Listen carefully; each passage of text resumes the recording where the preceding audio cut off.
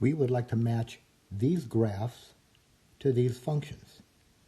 Now, in each case, we can see that these are decay functions, and sure enough, they're decay functions because the coefficients of those exponents are negative numbers. So here's our general exponential function. Now remember, this a naught value, that a naught, that's where we start.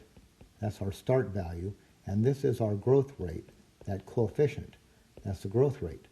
Now if it's positive, we get growth. If it's negative, we're going to get decay. And as I look through these, they're all negative, so we're expecting decay. And sure enough, all of these graphs are decay, right? As we look from left to right, the function values are decreasing. So let's compare these decay rates. -2, -0.8, -1.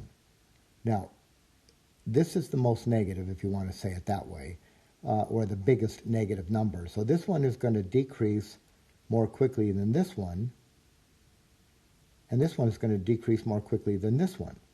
So the curve over here with the fastest rate of decrease is this one right here, right? This one's going down the quickest. So I'm going to call this A. So I think C is the answer to the first one, right? C is the answer to the first one.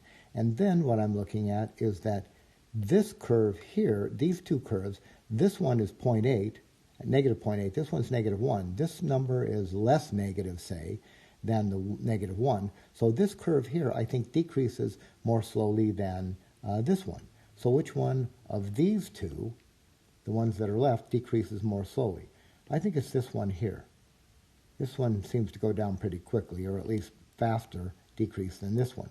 So I think A is the answer to our middle question here. So I'm going to call that A, and then the one left is B.